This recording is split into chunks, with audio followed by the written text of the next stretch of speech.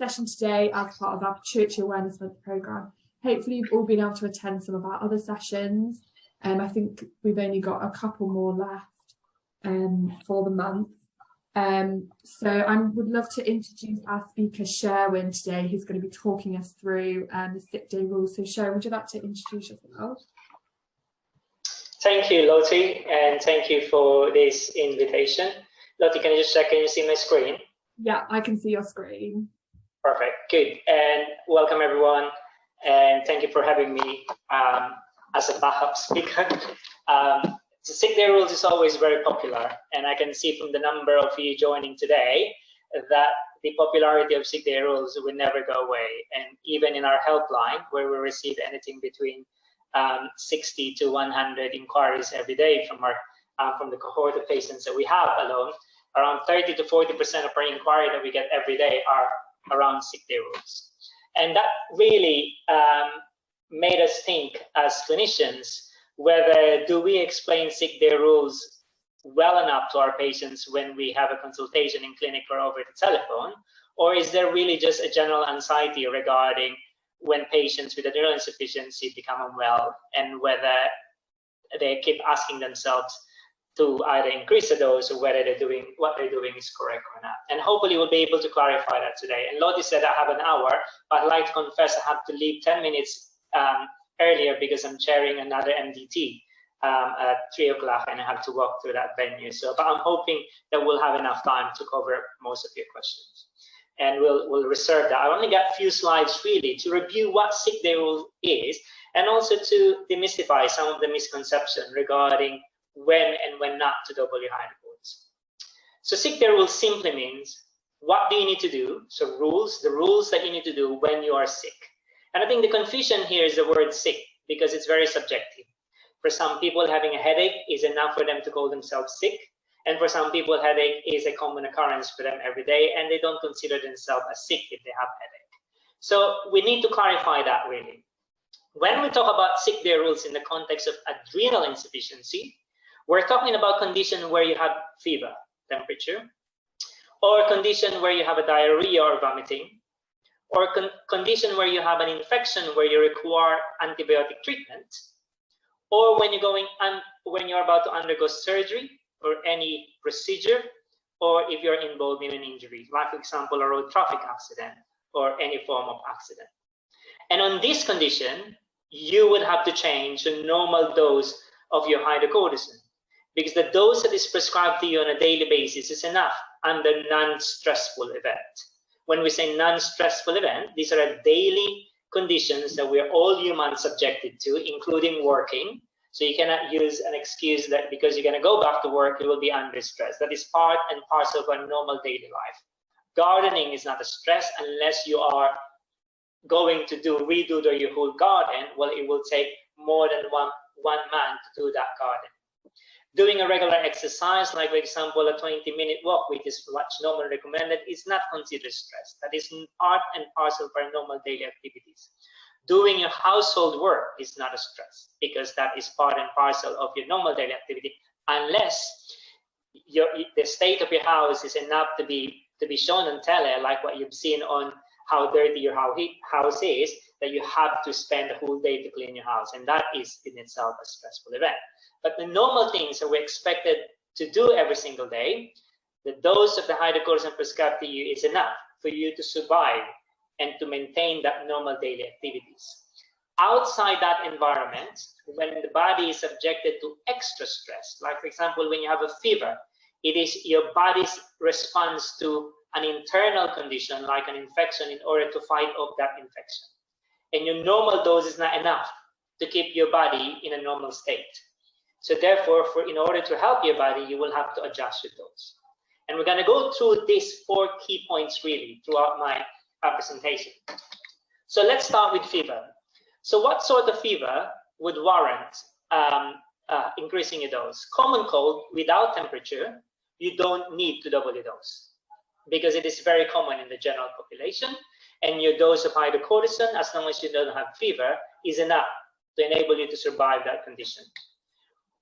If you have a fever and you have a cold or you have a proper flu, and the key word is fever, you have a temperature, then you have to double your dose as soon as your temperature goes up, and you have to then revert back to your normal dose once the temperature subsides.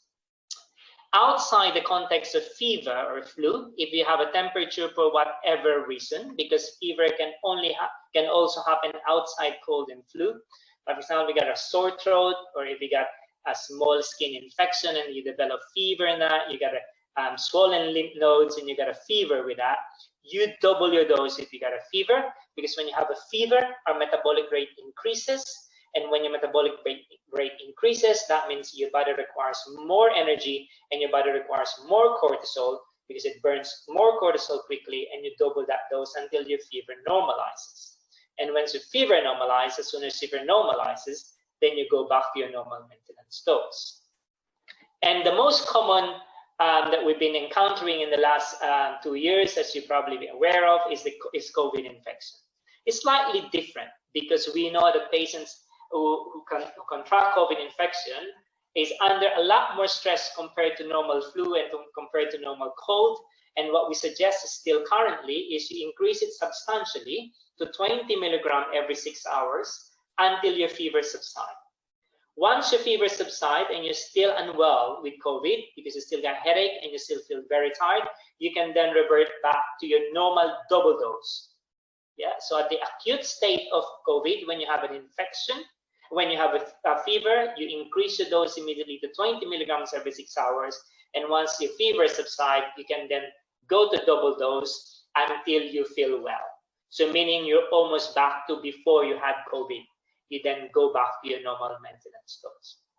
The key message here is fever, but I'd like to make a really important caution here. Hydrocortisone will not cure the cause of fever. And this is the type of inquiry that we get all the time from our helpline. I have a fever, I have COVID, I've doubled my dose for 3 days. Can you please contact me urgently because I still feel unwell? Remember that hydrocortisone will not cure your underlying condition. The purpose of your hydrocortisone is to support your body under stress so that you don't crash. You will not be able, or hydrocortisone will not cure the underlying condition. It's not the job of hydrocortisone. It is not an antibiotic. It is a hormone designed to support your blood pressure, designed to support your blood sugar and immune system. If your condition persists after 3 days of doubling your dose, the most important person that you need to contact is your GP, or go to A&E if you're becoming too unwell, because your endocrinologist will simply ask you seek medical help. The hydrocortisone, again, is not a treatment for underlying condition. It's meant to support you during period of stress so that you don't go into crisis. So if you remain unwell and if still with fever, unless it is expected that the fever will last longer than 3 days, like for example, COVID, we know it lasts longer than 3 days, as long as your condition is not deteriorating and you're not becoming too unwell, you carry on double your dose until the fever subsides. So the very important message, it will not cure the cause of fever. The second is diarrhea and vomiting. So let's start with diarrhea.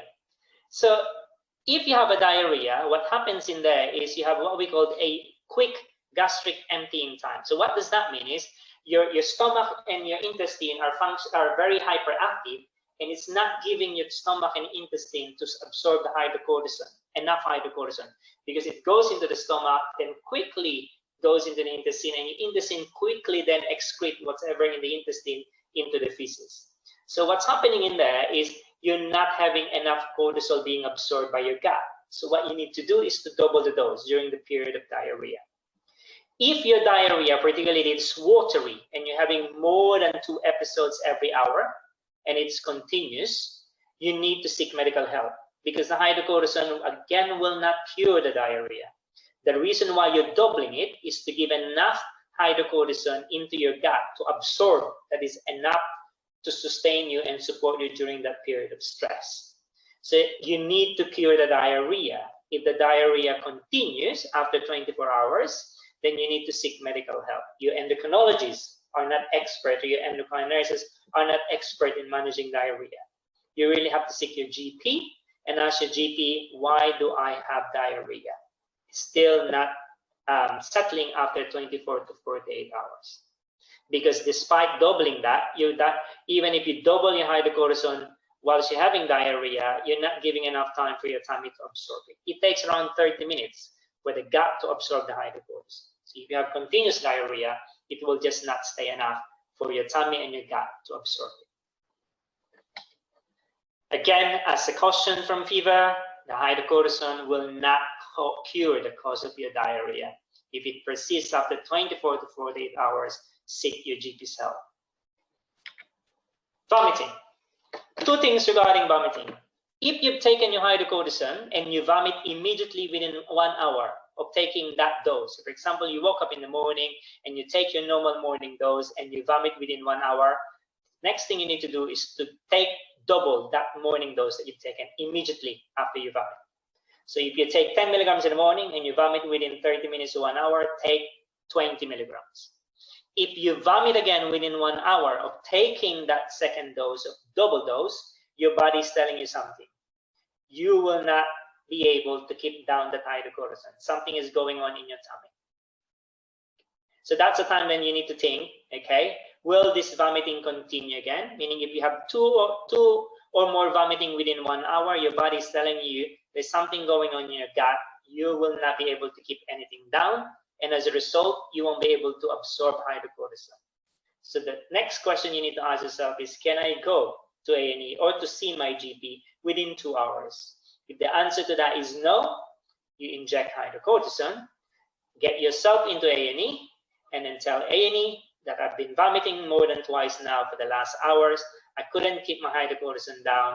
I've given myself an injection.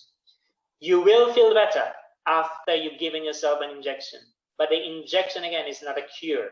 It's not going to cure why you're vomiting. That's why you need to seek help after you injected yourself. If you vomit 3 to 4 hours after taking your hydrocortisone, that means that you've absorbed that hydrocortisone. The question that you need to be asking yourself then is you need to keep an eye. Will this vomiting continue? If you continue to vomit then more than twice every hour, you need then to seek medical help. Okay? So the key point is if you vomit immediately after taking a dose, double it. If you don't vomit then after, then just keep an eye and see whether the vomiting will persist for the rest of the day. If not, you don't need to double the rest of the day's dose. If you vomit 3 to 4 hours after taking a dose of hydrocortisone, keep an eye. Will I continue to vomit? And if you continue to vomit more than twice during the, in an hour, then you need to seek medical help. Antibiotic therapy. If you're given antibiotic for a short duration of time, like for example, you have a tooth abscess, you have a cellulitis, or you have a chest infection and your GP prescribes you with amoxicillin for 7 to 10 days, you double your hydrocortisone dose for the duration of your antibiotic therapy. Then go back to your normal maintenance dose after you completed your antibiotic therapy. If you're going to be prescribed a second dose of antibiotic after your first dose, do exactly the same. You double the dose of hydrocortisone during that duration of antibiotic therapy. However, if you're going to have a long course of antibiotic, like for example, in our endocrinology for our late effects patients, those who don't have, somebody's got their microphone on. Can I ask that person to mute because there's feedback? Thank you. If you are on long-term antibiotic, like for example, you don't have a spleen because you had a surgery and your spleen was removed, or you had radiotherapy and your spleen was destroyed, those people would need lifelong antibiotic. You don't need to double your dose because that is a maintenance dose of antibiotic. You're not being given antibiotic because you're under stress, because you have infection. It is a prophylactic treatment. So if you're given antibiotic prophylactically in long course, just to prevent you from getting infection, you don't need to double your dose of hydrocortisone. It's only when you prescribe antibiotic to treat an acute infection that you have to double your hydrocortisone during that course of antibiotic therapy. If for some reason your antibiotic therapy is going to last more than 2 weeks, that's the time you need to seek, and it is for an acute condition, because that infection is lasting more than 2 weeks to treat, that's the time you need to seek the help, advice from your endocrinologist. And as your endocrinologist, I've been having this recurrent skin infection. I had 2 courses of antibiotic and they're planning to give me more, which could probably last more than a month. Do I need to double my dose? And that's a discussion you need to have from your endocrinologist. There are other conditions outside those 4 areas that I mentioned to you. Let's say, for example, sports. Again, as I mentioned earlier, if you're doing your normal exercise and what is recommended is 20 to 30 minutes, 3 to 4 times a week, you don't need to double your dose of hydrocortisone. Your normal maintenance dose is enough to sustain you in doing that exercise. Unless you're going to do a rigorous type of exercise, like you're going to run a marathon, or you're going to do more than an hour of rigorous exercise, you can then take anything between 5 milligrams, so just a very small dose, up to 10 milligrams, depending on how long you intend to do that rigorous exercise for. But the key thing is you take it 30 minutes to 1 hour before the exercise. Because again, as I mentioned earlier, it takes 30 minutes to 1 hour for the hydrocortisone to be absorbed. So you need to get that hydrocortisone on board so that you be able to do the exercise, the rigorous exercise that you're planning to do. But gentle and low intensity exercise, walking the dog, going to the gym for half an hour, doing simple exercise, doesn't warrant you increasing your dose of hydrocortisone.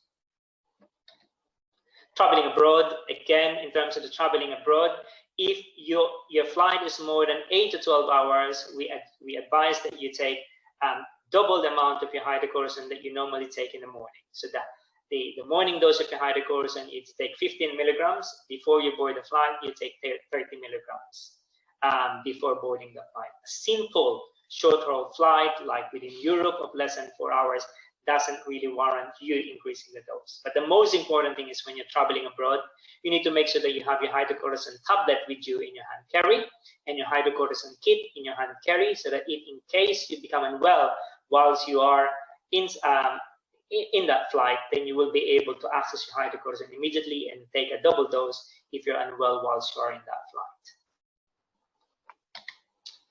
Now, let's talk about surgery and procedure. And again, there are differences in guidelines that each organization have, but broadly we have a general agreement. In our organization, this is what we have, and this is what we tell all our clinicians, particularly our surgeons and anesthetists, on how they should be managing our patients with adrenal insufficiency. So we categorize, or we ask the surgeon or the anesthetist to then categorize the surgery that the patient is going to have. Is it minor or low risk? And when we say minor or low risk, these are any surgery under local anesthesia where you're awake during the surgery, like superficial skin surgery. Those type of surgery will actually put you at a very low risk of developing adrenal crisis. And what we simply recommend to the patient is you take double the amount of your hydrocortisone on the day of the procedure. If you're being asked to have nothing to eat and drink before the surgery, we suggest that you take your double dose of hydrocortisone at least 2 hours before you come to the hospital for your surgery with a very tiny sip of water. Okay. This includes dental procedure. You don't need anything than double the dose of your hydrocortisone before the dental extraction, before your dentist put the anesthesia into your gum or into your mouth. So take the double dose before you attend your dentist, and then continue that day if you think that that's a major dental extraction. The following day, if everything is okay, you then go back to your normal maintenance dose, unless your dentist will put you on antibiotic because he found out that you have an abscess after the dental extraction. And then, as I mentioned earlier, you double your dose for the duration of that short course of antibiotic. For moderate risk procedure, these are any procedure that is under general or regional anesthetics, then our surgeon and our anesthetist will automatically give our patients 100 milligrams of hydrocortisone at the induction of anesthesia. At the point that they're putting you to sleep, they will also give you 100 milligrams of hydrocortisone IV intravenously. And then when you send back to the recovery unit, normally you will be on IV infusion, continuous IV infusion, unless there is a difficulty in putting an IV line or a cannula into your arm. you will be put on 50 milligrams of hydrocortisone every 6 hours for 24 hours. And then when you're clinically well, then you will be put on a normal maintenance dose oral hydrocortisone in the ward until you get discharged. If the procedure is high risk, like heart surgery or major bowel surgery, again, we will advise that the endocrinologist is consulted regarding this group of patients, and in our hospital, they normally do, because we would normally recommend that patient is admitted a day before the surgery so that we can ensure that the patient is well hydrated. And then the surgeon will give you 100 milligrams of hydrocortisone intravenously, and then after that, you will be put on a continuous IV infusion until you're stable. Once your condition is stable, you will be put on either IV or oral hydrocortisone double dose until you're ready to be discharged. Once you're ready to be discharged, you will then be advised to take your normal dose of hydrocortisone. How about procedure requiring bowel preparation? So if, for example, you can have colonoscopy, okay? The common questions that we get, and there's a confusion because the leaflet from the Addison Society suggests, remember that leaflet is not, it's not a protocol, it is a guideline. The guideline, it is a recommendation from the Addison Self-Help Group. So that means that organizations are not required to actually comply with that. We need to use our clinical judgment, and we need to use our expertise regarding this group of patients. In our organization, we don't normally admit patients who would require bowel preparation, like colonoscopy, before colonoscopy, a day before colonoscopy. What we normally suggest is if the bowel procedure is an extensive procedure and the patient had multiple history of adrenal crisis, those are the type of patients that we would probably recommend admitting the patient the day before to make sure they are hydrated.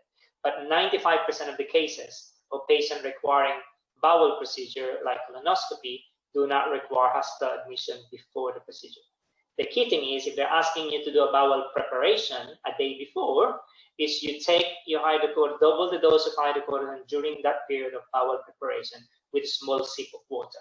And you take it an hour before you take your enema.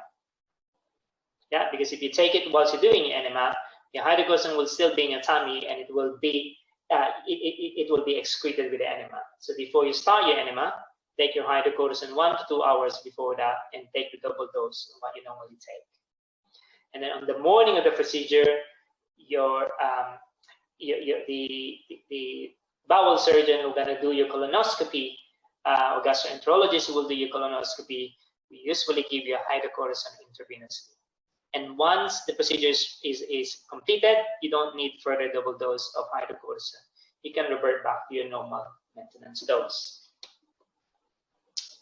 The most important thing for you as patients really regarding sick day rule is to make sure that you have your hydrocortisone injection kit. And I think there are two previous sessions before as part of this campaign where they mentioned about the hydrocortisone injection kit, and make sure that it's in date.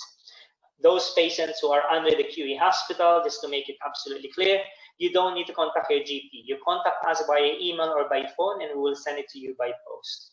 But bear in mind that we don't have control over how Royal Mail send the post, so there will be a delay. So you contact us as soon as you use your injection kit, and it should be with you within 3 to 7 days. If it is urgent, you contact us, and you can always collect us from us. For those of you who are not under the QE, you need to contact your local endocrine team and ask them where you can get an injection kit. Make sure that you have access to the helpline of whatever organization you are with. So, for example, at the QE, you can access your helpline by email, but just bear in mind that there will be a bit of lag time before we're able to reply to you, because most of us are in clinic or doing clinical activities, but we will be able to get back to you usually within 3 days of you sending an email. Again, make sure that you always carry your red steroid card. Check with your local organization if you can be flagged in the ambulance service. And again, those patients who are under us, you don't need to worry about your red flag registration renewal. We renew that automatically for you every 2 years.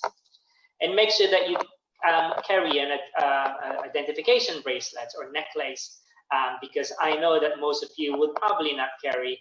And I would like you to look at your wallet right now. So those of you who are joining us today, do you have your red steroid card with you at this point? If the answer to that is no, you're not on your own, because we know that more than half of the patients who are given emergency red steroid card don't carry this with them all the time. Therefore, an alternative for you is to actually wear an identification bracelet, so that then if you become unwell and nobody else there is aware that you have adrenal insufficiency, the paramedics can easily identify that you need hydrocortisone. Make sure that you carry your sick day rule leaflets as a reminder all the time, and then make sure that if you're traveling abroad that you have an information regarding COVID, and also information regarding what to do if in case you are presenting with adrenal crisis. In our organization, we issue almost all our patients with this red leaflet, so that then when they go to A&E or go to their GP or to the hospital, they can show it to the nurses and doctors to tell them what they need to do if the patient is presenting unwell. And we also give our patients with this blue leaflet to tell the surgeon if ever the patient is going to have a surgery or any procedure, what to do during surgery in terms of the patient's hydrocortisone. Again, if you don't have that from your local endocrinology team, the Addison Self-Help Group and the Pituitary Foundation will have a template that you can download yourself, and make sure that you carry that with you all the time. In the Addison Self-Help Group as well, you will find that in different languages. So the key message for me, this actually just came in today, this morning, as I was looking at the helpline. So this patient contacted the helpline, and the patient, the secretary then picked up the message and forwarded it to the helpline. Hi, I blocked the patient's name, has asked to call for advice because she's used her hydrocortisone injection kit last week, and she's been following the sick day rule since then, but still feel unwell. Can someone contact her to offer advice? Again, as I mentioned earlier, when you're unwell with fever, diarrhea, and vomiting or infection, you double your dose promptly. Do not delay doubling it, because if you don't double it, your period of becoming unwell might be longer than needed. So because your body is already so drained that you didn't give enough time for your body to fight that stress. So as soon as you feel that you have a temperature, double it. If it subsides the following day and you feel better, good. That means you all have to double it one day. So you're not exposing yourself as well to too much hydrocortisone longer than needed. The key message based on this message that was sent to us by a patient is doubling your dose, and I can't stress this enough, doubling your dose of hydrocortisone will not cure your underlying condition. It will not cure your infection. If you double it and you're still unwell, contact your GP. If you're becoming too unwell, contact A&E. Go to A&E. Because you need to know what's causing you to become unwell. It's not the hydrocortisone. You're already doubling it. You have more than enough to fight that infection, but that infection to survive that stress. But there's something going on in your body. If it is a fever, you might have an infection. Hydrocortisone is not an antibiotic, so it will not cure any sort of infection. And the same principle, when you administer a hydrocortisone injection, it will not cure the underlying condition. The fact that you've given yourself an injection, you telling us as your clinician that you are too unwell, that you resorted to injecting yourself. If you injected yourself, that's a cue that you have to go to the hospital and tell them, I've been too unwell and I couldn't tolerate my oral tablet, so I decided to give myself an injection. I'm feeling a bit better now because I've given myself an injection. You will feel better, slightly better, when you give yourself a hydrocortisone injection, but it will not cure your underlying condition. Very important message, because we get this a lot from our helpline. I've injected myself, but I'm still unwell. That means that you have to seek medical help. That will be able to identify what's causing you to become unwell. And that's no longer your adrenal insufficiency, because you're giving yourself an injection already. So someone else needs to identify what's causing the problem. So that's just a brief recap regarding sick day rules. So I'll open the floor now for discussion. Perfect. Thank you so much, Sherwin. That was very interesting. We have had a couple of questions pre-submitted, so I'll ask you those now. So this person says, I am on hydrocortisone due to secondary adrenal insufficiency, and they have septo-optic dysplasia. would the same sick day rules therefore apply as if it was a normal insufficiency? I don't really understand the difference.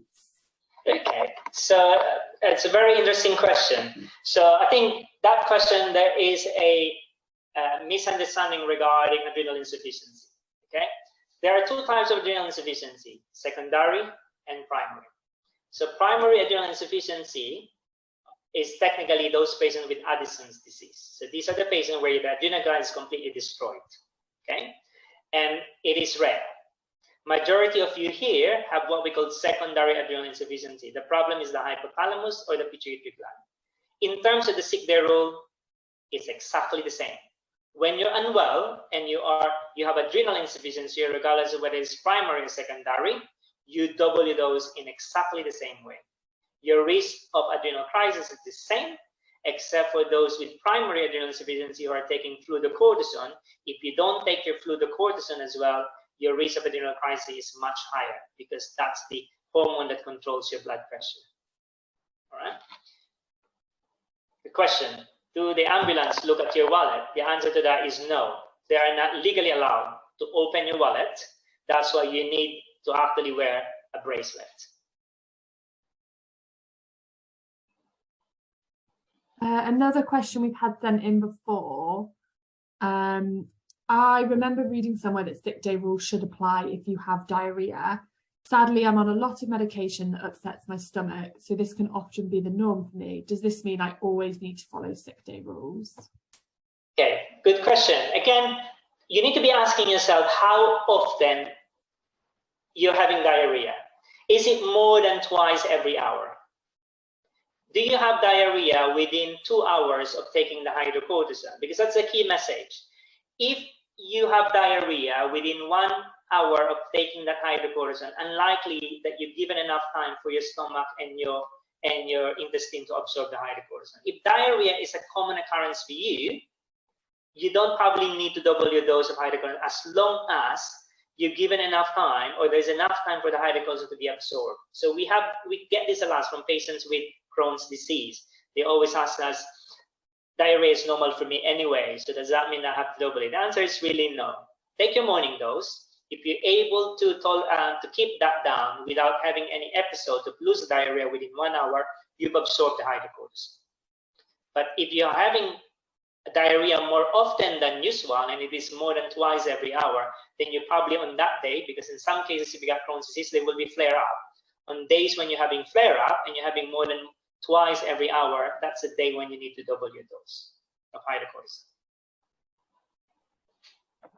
Another question we've had from Heather is, what about emotional stress, i.e. bereavement? Should we double our dose? Yeah, very good point. The answer is yes. So if it is a significant bereavement, like well, that's why I use the word significant, because even if it is not immediate family, it could still be significant if it's a very close friend of yours. So if it is significantly affecting you, double it during that day when that happens.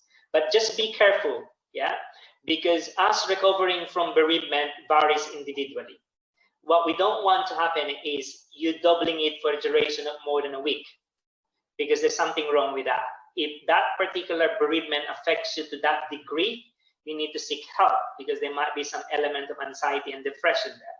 There's no problem in you doubling it during that immediate impact of the bereavement for 1 to 3 days, even a maximum of 1 week if it is really a very significant bereavement. But beyond that, you need to seek help to see why it is affecting you that much. Okay. We've had a question saying, if I am playing fairly competitive tennis for 1 hour and 20 minutes, should I double up? Again, the key point is regarding the type of sport that you're doing. Is it a competitive or rigorous? So what we're saying is it more than an hour that we would normally do or able to do on a regular basis? The answer to that is yes. Yes, there's no problem. And again, it's very individual. Try to take the smallest possible dose first, 5 milligrams before you play tennis, and see how you feel during that time you're playing tennis. If you feel completely exhausted after playing that 120 milligrams, 1 hour and 20 minutes of tennis, then the next time you do that, you take 10 milligrams. If you're completely okay, that means that you're fine with 5 milligrams 30 minutes before tennis. So it's you finding the lowest possible safest dose that you can take as an extra before you play that rigorous exercise. Yeah, there's no golden rule that will apply to everyone. It's very individual. Find what suits you best. The most important is do not give yourself too much that you don't need, because that can cause problem in the future. We've had another question about when doubling the dose, is the first double dose taken as soon as you are inflicted or at the next timed dose? Say that again. So do you take the first dose as soon as you are inflicted or at the next time dose? So I assume by inflicted they mean when you've been under another type of stress, you've been ill or broken a leg. So when doubling the dose, is the first dose taken as soon as you are inflicted? If I get this right,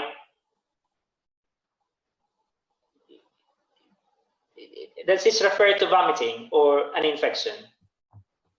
Nigel?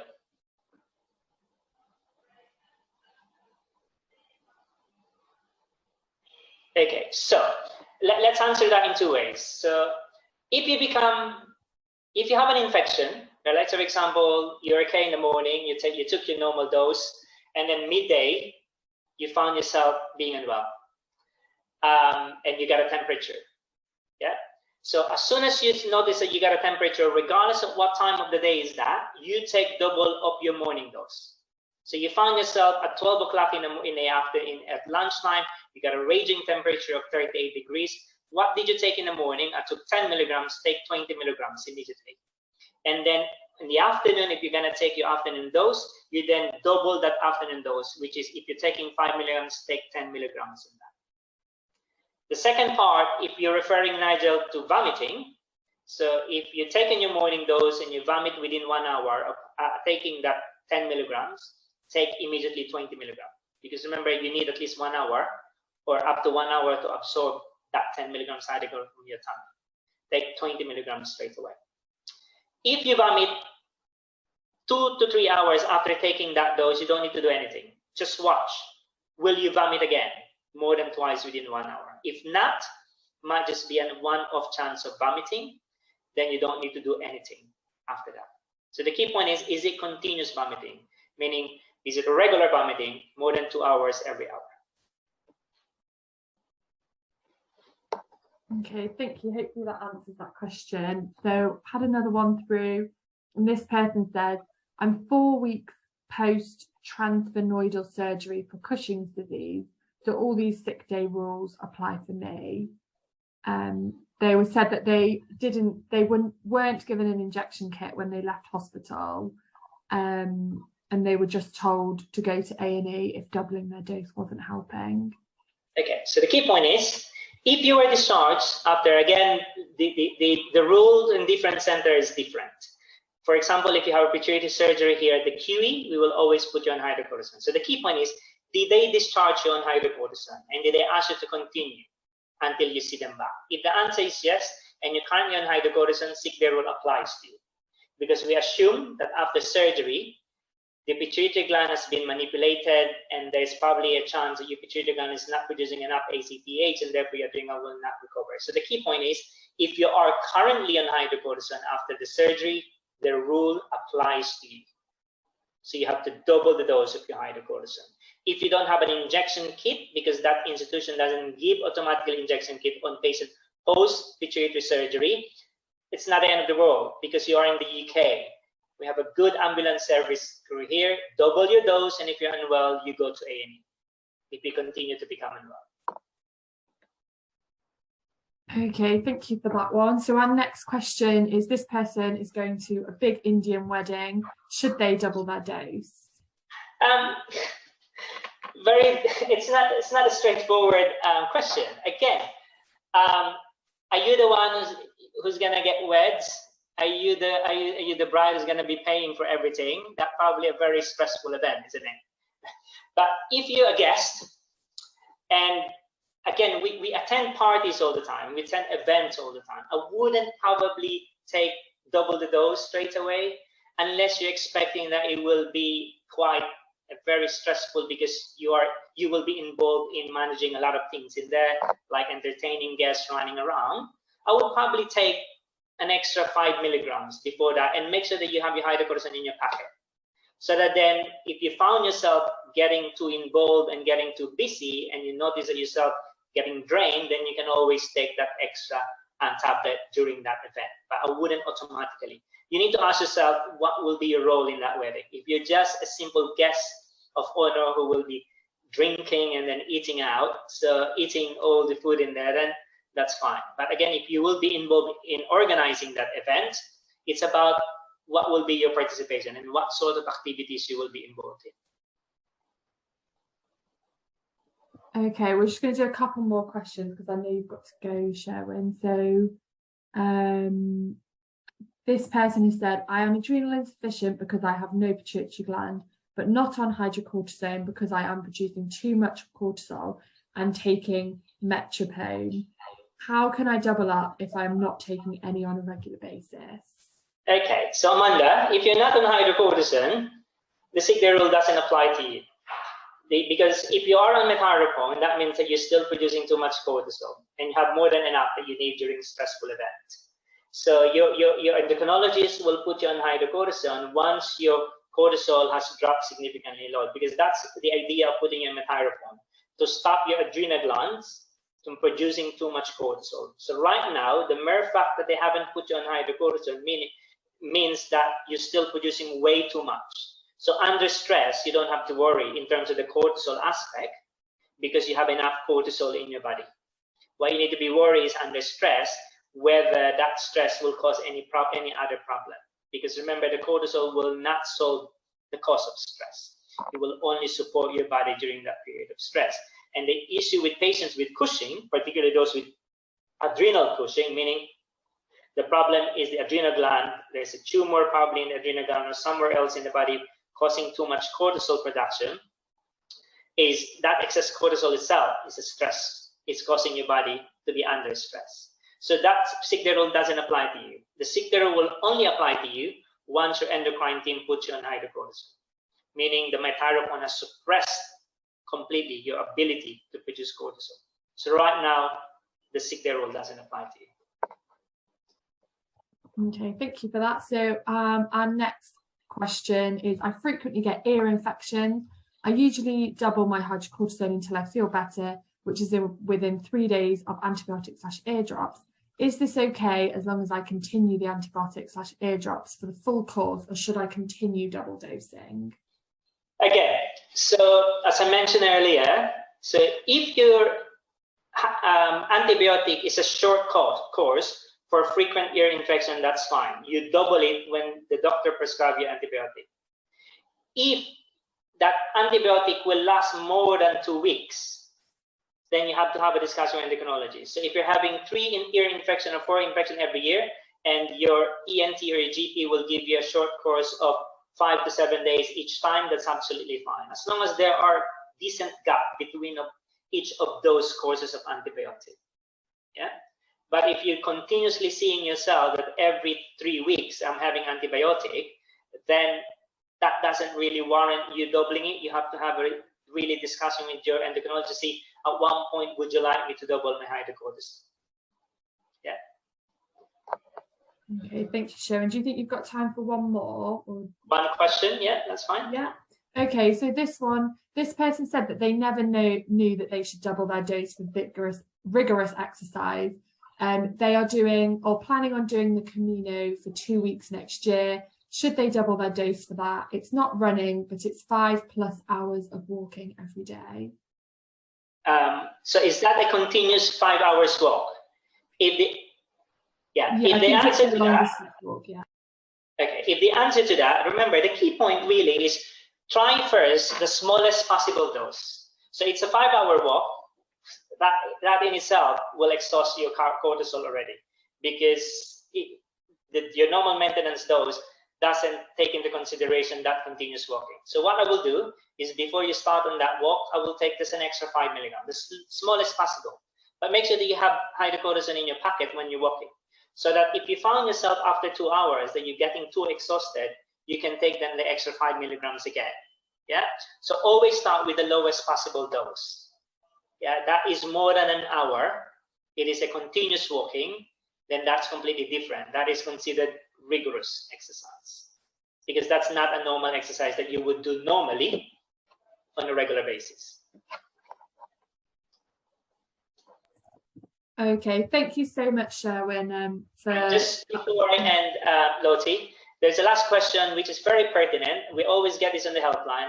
I have shingles, I have chicken pox.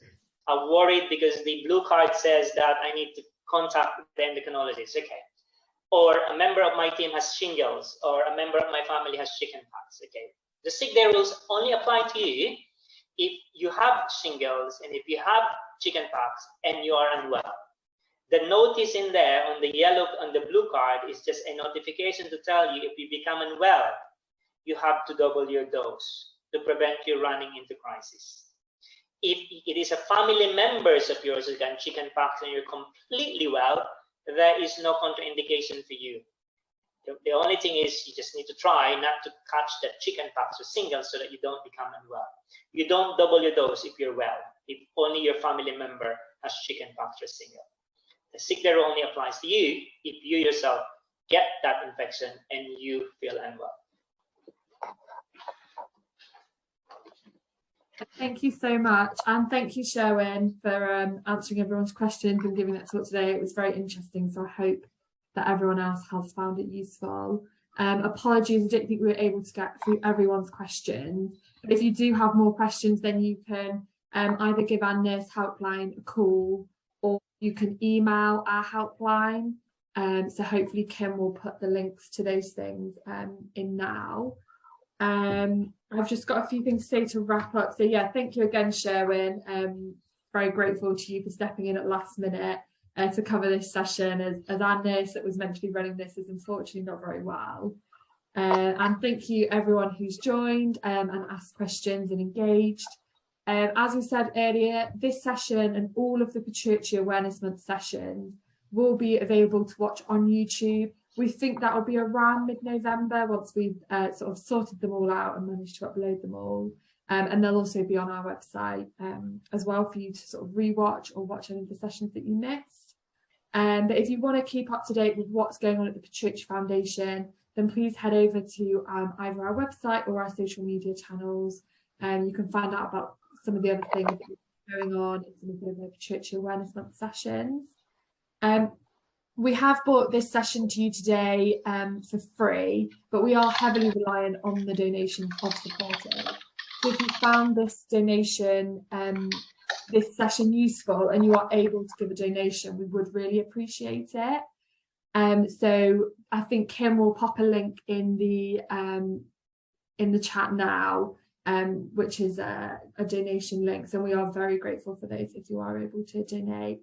And I think Kim has also popped in a link about the rest of the Pituitary Awareness Month events that we've got going on. I think we've got a Q&A with Professor John Neil Price this evening, and we've got a talk about interpreting test results tomorrow evening, which I think will be really interesting. So it's well worth checking out the events that we've got left. And finally, thank you so much for joining us today. I really hope you found this session useful, and hopefully we'll see you at another session at some point in the future. Thank you.